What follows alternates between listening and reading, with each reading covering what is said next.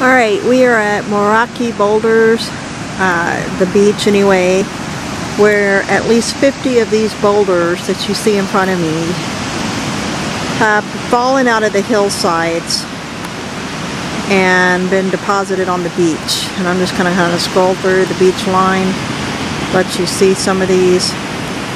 We'll go visit some of them up close and personal shortly. A whole cluster of them right there. And stay tuned for how these things are formed shortly.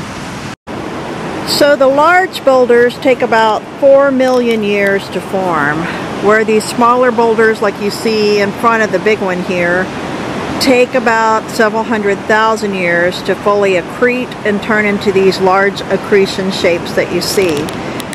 Quite frankly, this used to be the remains of dead plants and animals and fish and other types of marine life that existed when these rocks were made at the bottom of the ocean. Keep in mind they're shales, mudstones, siltstones, but the replacement process has totally removed the fossil content and turned them into another rock.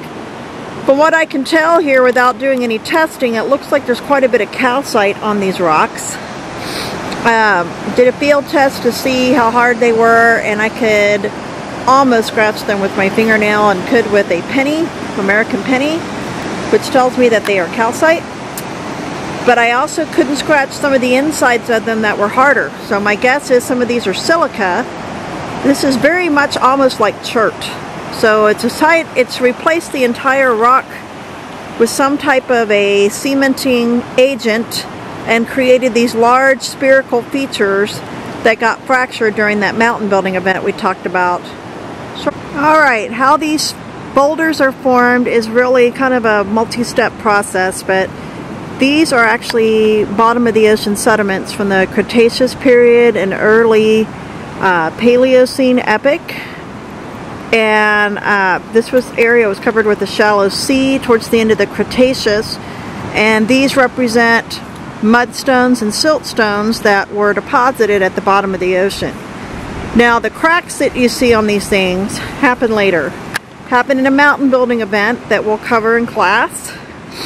That's actually fairly recently, about 30 or 40 million years ago.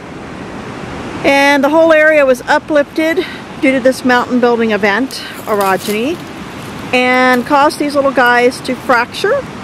And then they got in the ground, they got saturated with water, and calcium carbonate was precipitated out of these rock layers and deposited in the cracks.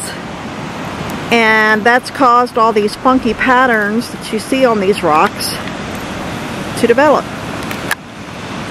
Once natural weathering and erosion began to occur, these rocks fell out of the hills and rolled onto the beach.